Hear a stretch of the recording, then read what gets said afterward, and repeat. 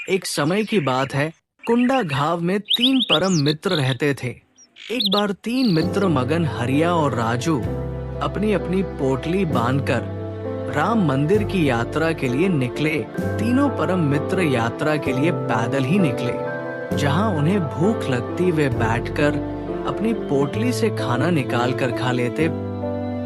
प्यास लगती तो वह कहीं नदी सरोवर ढूंढकर पानी भी पी लेते और थकान लगती तो वो कहीं भी बैठकर विश्राम कर लेते।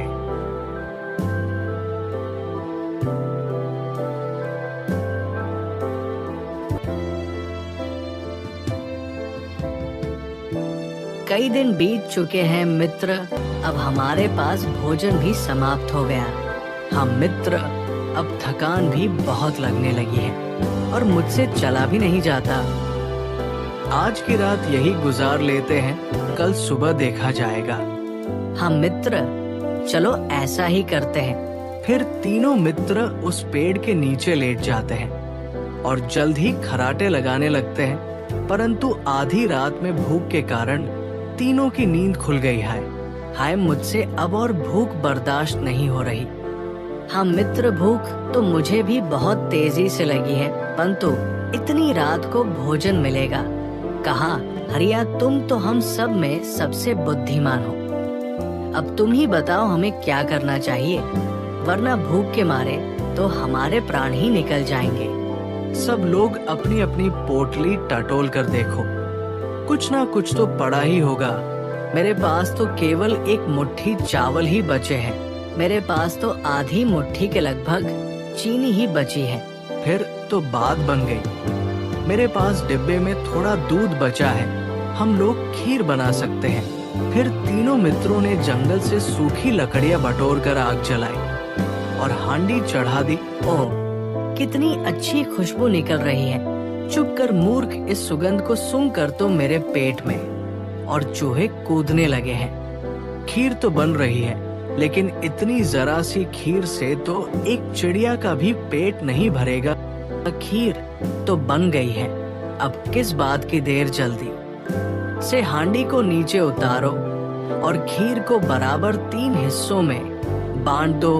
दोस्तों, खीर तो इतनी कम है कि हम तीनों में से किसी एक का ही पेट भर सकता है।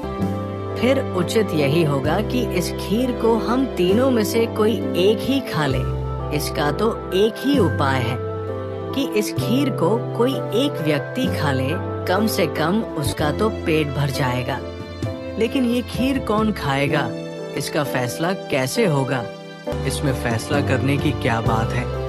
तुम दोनों तो बहुत दरिया दिल इंसान हो, या फिर तुम दोनों मुझे ही खाने दो।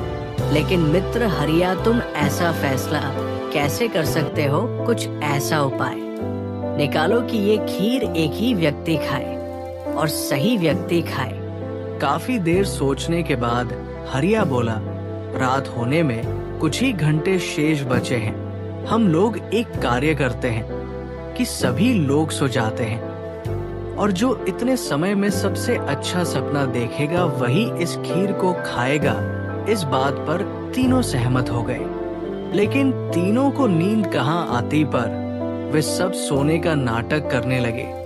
सभी अपने अपने मन में एक स्वप्न सोचने लगे ताकि खीर उन्हीं को खाने को मिले। कुछ ही देर में सुबह हो गई।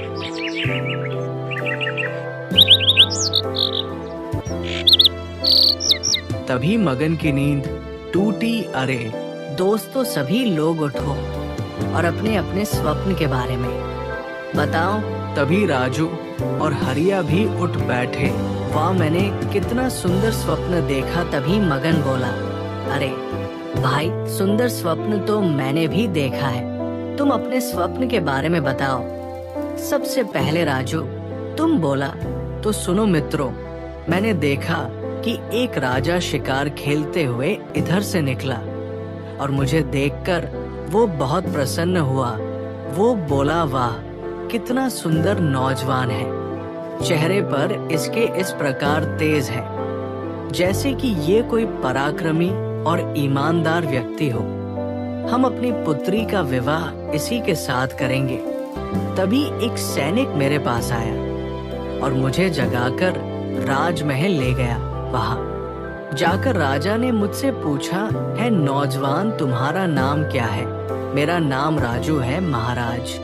मैं अपनी पुत्री का विवाह तुमसे करना चाहता हूँ। युवक जी, महाराज, मैं आपकी आज्ञा के विरुद्ध कैसे जा सकता हूँ? लेकिन विवाह से पहले आपको मुझे भर पेट भोजन कराना पड़ेगा। और दोस्तों, तो कुछ ही देर में मेरे सामने 5 भोग की थालियां लग गई और मैंने वर्षों बाद खूब पेट भर कर भोजन किया। इसके बाद मैं बहुत अच्छी नींद सोया। वो कन्या, यानी कि मेरी पत्नी, वो इतनी सुंदर थी कि यदि तुम लोग मेरे सपने में आकर देखते तो तुम लोग जरूर ही जल भुन जाते। कुछ दिन बाद महाराज का देहांत हो गया और मैं वहां का राजा बना दिया गया। तभी मगन ने मुझे जगा दिया और मेरा स्वप्न वहीं पर टूट गया। तभी मगन बोला, ओ, ये भी कोई स्वप्न था। और वो अपना स्वप्न सुनाने लगा। दोस्तों, मैंने स्वप्न में देखा कि तुम दोनों गहरी नींद में सोए थे और मैं भूख और प्यास से छटपटा रहा था।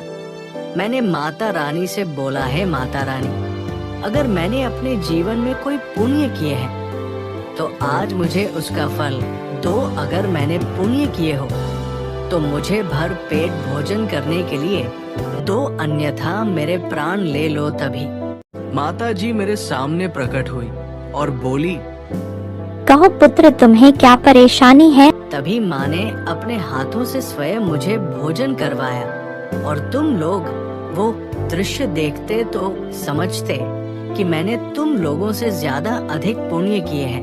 पेट भर भोजन करवाने के बाद माता ने मुझसे पूछा, पुत्र, तुम्हें और क्या चाहिए?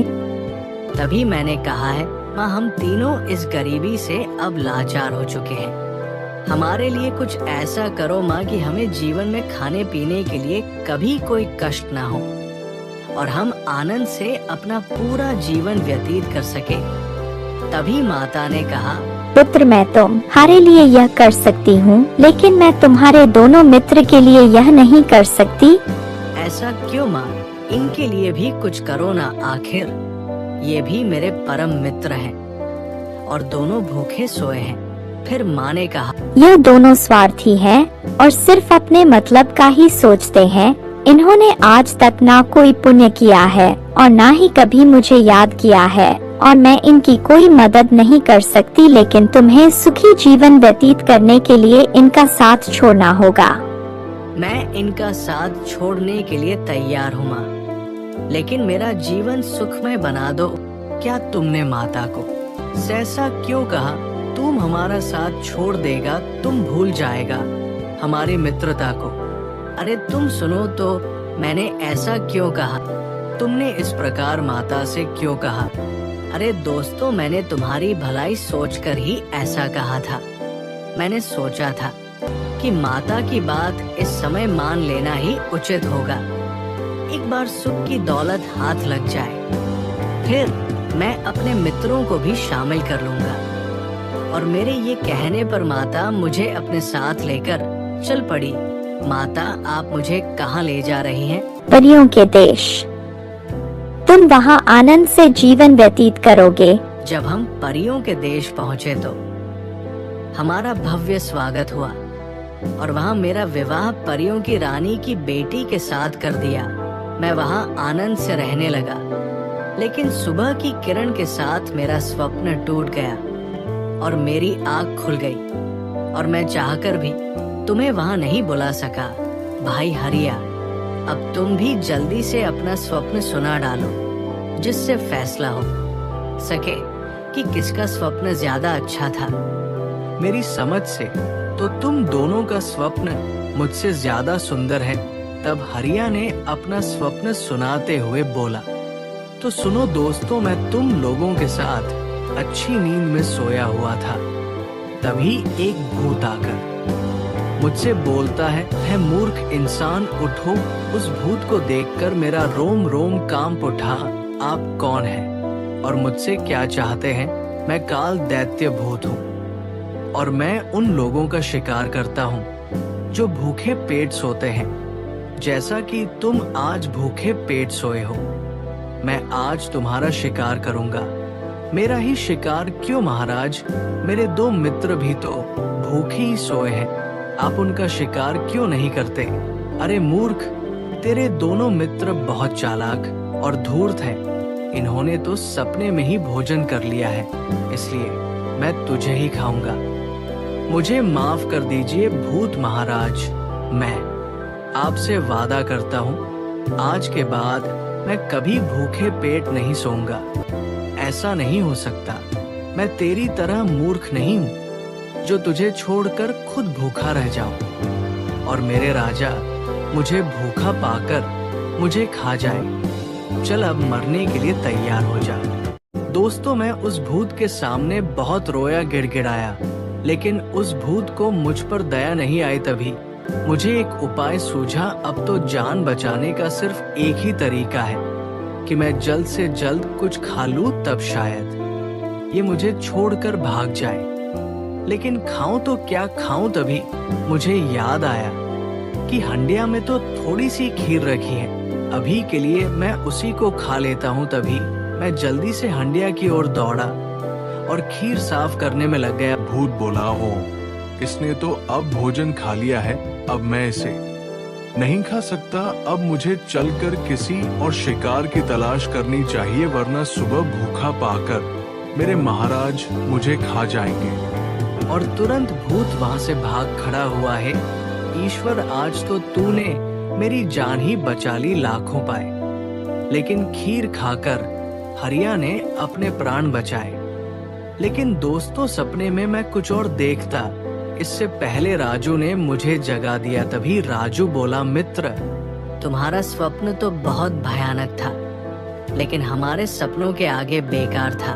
तो इसलिए इस खीर को हम दोनों में से कोई एक ही खाएगा। तो ये फैसला तुम ही करो कि हम दोनों में से किसका स्वप्न ज्यादा सुंदर था। नहीं भाई, इस बात का फैसला तुम दोनों को स्वयं ही करना होगा। अरे दोस्तों, मैंने इतना भयानक सपना देखा है कि मेरा दिमाग बिल्कुल भी कार्य नहीं कर रहा है। इसीलिए इस बात का फैसला तुम दोनों लोग खुद ही करो। मैं तो टहलने जा रहा हूँ। तुम दोनों लोग खीर खाने के बाद मुझे बुला लेना। और हरिया वहां से टहलने निकल गया। मित्र राजू हरिया तो टहलने निकल गया, लेकिन हम दोनों के पेट में जो दर्द हो रहा है वो खीर खाने के बाद ही ठीक होगा। क्यों ना हम दोनों खीर आधी आधी बांट कर खा ले। हम मित्र, तुम बिल्कुल सही कह रहे हो, हमें यही करना चाहिए। जैसे ही मगन ने खीर की हांडी खोली, वो अचंभित होकर बोला, अरे हांडी तो खाली है। तुम सही कह रहे हो मित्र, यह हांडी तो पूरी तरह से खाली है, लेकिन ये सारी खीर खाई किसने? चलो हरिया से पूछते हैं। वे हरिया की ओर गए।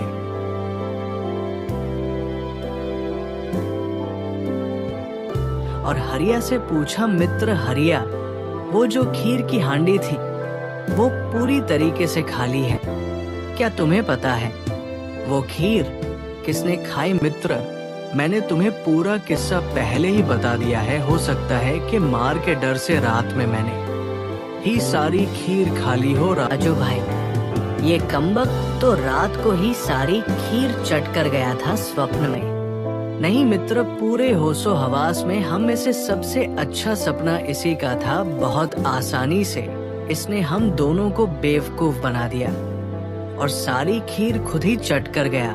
वो सब तो ठीक है मित्र, लेकिन अब पेट में चूहे बहुत जोर से उछल कूद मचा रहे हैं। अब इस पेट का क्या करें? हाँ भाई, यही हाल मेरा भी है मित्र। अब अपनी भूख को शांत करने का सिर्फ एक ही उपाय है कि जंगल में चलकर फलदार पेड़ से फल तोड़कर ही खाएं। मगन और राजू हरिया को भी अपने साथ चलने को कहते हैं। फिर वे तीनों जंगल में फलदार वृक्ष की तलाश में निकल जाते हैं। वो तीनों बीच जंगल में ही होते हैं कि तभी एक शेर उन पर हमला कर देता है। कि तभी मगन और राजू पेट खाली होने के कारण तेज रफ्तार भरते हैं और वहां से भाग निकलते हैं। लेकिन अधिक पेट भरा होने के कारण हरिया तेज नहीं दौड़ पाता है और शेर उसे अपना शिकार बना लेता है। इसीलिए कहा गया है कि चीजों को मिल बांट कर खाना चाहिए। अगर हरिया ने अकेले खीर नहीं खाई होती तो उसे ही शेर का शिकार नहीं बनना पड़ता।